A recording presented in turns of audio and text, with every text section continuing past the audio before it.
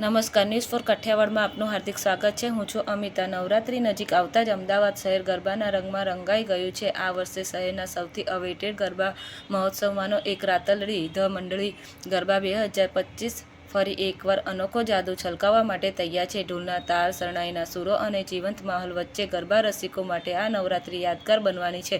આ વર્ષની ખાસ શરૂઆત 21 સપ્ટેમ્બર પ્રી નવરાત્રીથી થશે, જ્યાં લોકપ્રિય ગાયક જીગરદાન ગઢવી ખાસ ઉપસ્થિત રહેશે. આ વર્ષની ગરબાની તમામ માહિતી આપવા માટે રાતલડીની સમગ્ર ટીમ સાથે ઝાલા ઇવેન્ટ્સના જયવીરસિંહ ઝાલા ઉપસ્થિત રહ્યા હતા, જેઓ દ્વારા આ વર્ષે ગરબાની રમઝટ કેવી ખાસ હશે અને ગત વર્ષ કરતાં કેટલા ગ્રાન્ડ લેવલ પર કરવામાં આવશે તેની વિસ્તૃત માહિતી આપી હતી. નવરાત્રી દરમિયાન 21 સપ્ટેમ્બર 2025 થી 1 ઓક્ટોબર 2025 સુધી અમદાવાદના સિલજ વિસ્તારમાં આવેલ મહેન્દ્ર ફાર્મ ખાતે રાતલડી ધ મંડળી ગરબાનું આયોજન કરવામાં આવ્યું છે. બ્યુરો રિપોર્ટ રણજીતસિંહ સિંધવ, અમદાવાદ.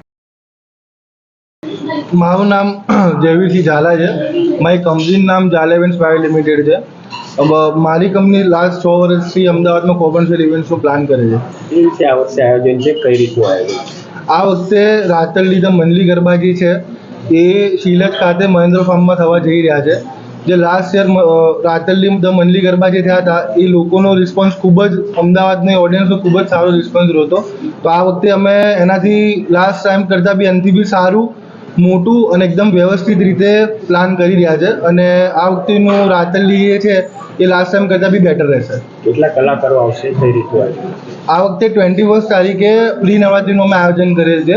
એમાં જીગરદાન ગઢવી અને 22 થી 1 ઓક્ટોબર સુધી અમે જે 10 દિવસની નવરાત્રી છે એમાં અમે મંડળીના જે ઓરિજિનલ આર્ટિસ્ટ છે એને અમે બોલાવેલ છે. મહિલાનું સેફ્ટીને કઈ રીતનું ધ્યાન રાખવામાં આવશે આ વર્ષે? ખાસ ઇન્દ્ર ભારતી બાપુ આજનું નિવેદન, એના રિલેટેડ આપનું આયોજન કઈ રીતે રહેશે?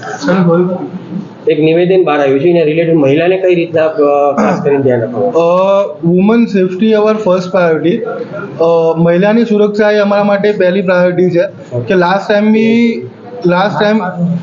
ટાઈમની જે અમારું મેઇન ટેગલાઇન જે આપણા મીડિયા ચેનલ દ્વારા વધારે હાઇલાઇટ કરાવ્યું હતું કે ભાઈ વુમન પ્રાયોરિટી અવર ફર્સ્ટ પ્રાયોરિટી, કે એની સેફ્ટીની પ્રાયોરિટી અમારા માટે સૌથી પહેલાં માટે પ્રાયોરિટી માટે હોય છે. કે લાસ્ટ ટાઈમ અમે રાત સુધી જે મહિલા જે હતી કે એ કોઈ બી જે સવાર સુધી ગરબા આપણા ત્યાં કરતા હતા, તેમના માટે સવાર સુધી આપણા ત્યાં લેડીઝ બાઉન્સરથી લઈને, પોલીસ કર્મીઓથી લઈને, મહિલા પોલીસ કર્મીઓથી લઈને, અમારા ફિમેલ વોલેન્ટિયર્સ, પછી અમારા ફિમેલ મેનેજમેન્ટ ટીમ બધા સવાર 6 વાગ્યા સુધી હાજર હતા સ્પોટ ઉપર.